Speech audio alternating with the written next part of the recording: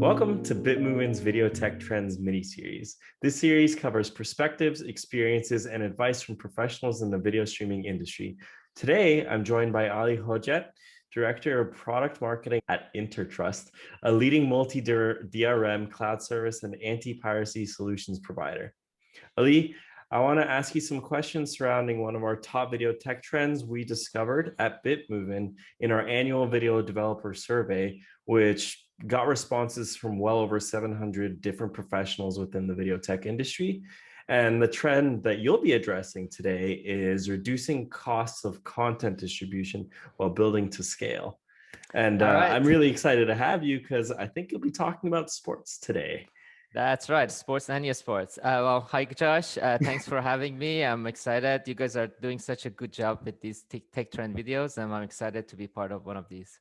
All right, great. So let's get started. The very first question I have for you is, what do you consider as the key content protection challenge for this new era of live streaming of sports and esports? Well, so as everybody really knows, the main popularity of sports and esports is really related to a lot of consumers and subscribers watching the content simultaneously, right? So the actually a scalability of the platform is a key requirement. So any content protection workflows technically has to support the massive scale and of the concurrent users, and it actually has to manage the availability and scalability of the service. So meeting the requirements of the peak demand in real time is a key factor of the live sports and esports. We have had some customers who actually have had over 25 million concurrent users requesting DRM licenses from our platform. So that's really one of the differentiators that are important in the market. And so any techniques related to using low latency DRM license delivery and basically managing proxy license servers is really key for sports and esports.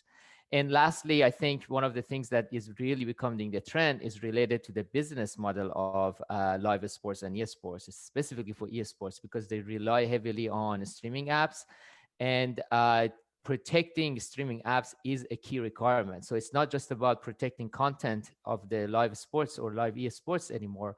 It's about protecting the streaming app itself, because hackers try to reverse engineer the applications, try to bypass in-app purchases, try to get access to the personal user information or credit card payments inside the app. And the fact that the apps are used on a variety of devices and platforms, it actually created a huge surface attack for hackers. So that's again the third challenge with live sports and esports service platforms.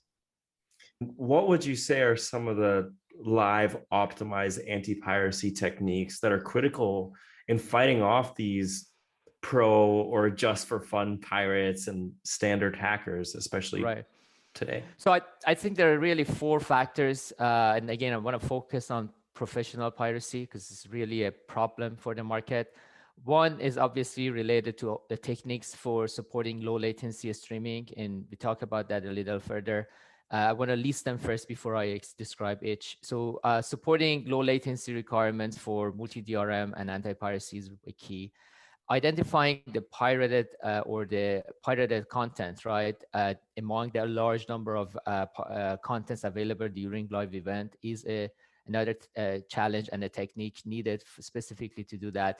Identifying the user behind piracy is another, again, metric and technique that needs to be factored in, and how to respond to these piracy and professional piracy sites is another main factor. So if I want to get into details of each, when we talked about low latency requirement, Josh, if you remember when we had the How to Trust Your Player initiative last week, we talked a lot about integration of multi-DRM platforms with BitMovement live encoders, how we follow standards like SPEAK and CPIX to make sure we don't add any delay when there is a content key retrieval between the two platforms. So that's really a key. And also supporting proxy servers for low latency DRM license delivery to devices is another major, technique used today with multi-DRM platforms. Now, when it comes to identifying and searching for the piracy content, pirate contents, it's really down to how to use web monitoring, web crawling tools and monitoring platforms, and be able to actually use digital fingerprinting, which is a technique to identify if a content is licensed to their licensed source. So if you find a content and you need to verify if it actually coming from the licensed operator or not. And that's really a digital fingerprinting platform that is used for that purpose. Then the third item would be really about forensic watermarking in order to identify the user behind piracy. There's a lot of discussions around forensic watermarking, but the key factor is there's specific techniques that are live optimized. So being able to use the solution that enables live extraction during the event is a key for sports, live sports and eSports. And lastly, how do we mitigate this, right? How do you respond to piracy? So you have to have a plan.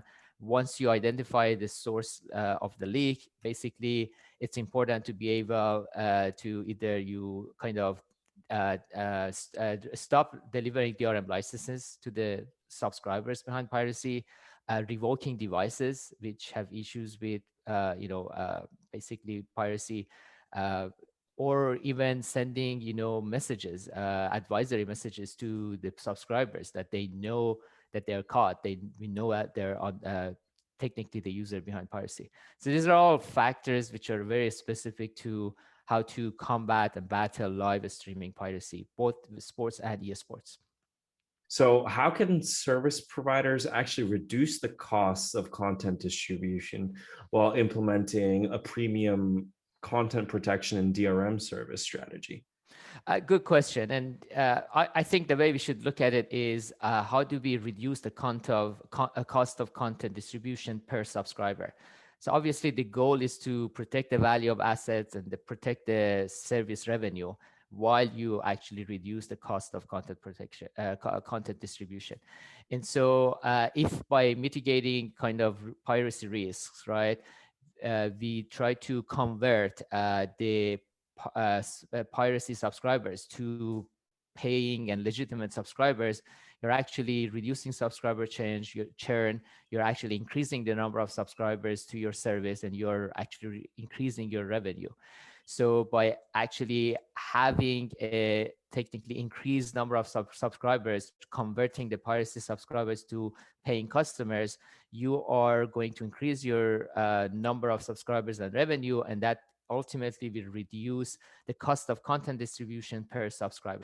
And I want to say, as a vendor, we try hard to offer a bundle of services at low combined pricing, right? For example, we can offer multi-DRM service along with anti-piracy services such as watermarking, web monitoring, watermark extraction, all of those with a combined pricing, and even with free trial periods, like for 3 months or 6 months, so that really the pay TV or the streaming platforms see the benefit of converting piracy subscribers to paying subscribers and additional revenue. Yeah. So it's ultimately about providing a full holistic approach of providing a premium service, which is what you hope to do. And without the right content protection in place, you're not going to have the premium service that you're promising to provide. Absolutely. Yeah, Yeah. that's great. Well, thank you, Ali. That was great. I really appreciate all of these great insights around the future of live streaming and how you can protect it against pro hackers, pro pirates, and how you can enable a scaled solution while reducing the cost while making sure that all of your content is provided. No problem. Again, we are in this together as the industry and as all the vendors working together to help grow the business for everybody and stop piracy. This is the main message here. And we have plenty of other content to help support this message, as well as more of our video tech trends, all of which you can either find in the post below if you're watching on social media, or in the description if you're watching on YouTube. Thanks for coming on, Ali. It's been a pleasure, and I look forward to talking to you soon. Yeah, appreciate it.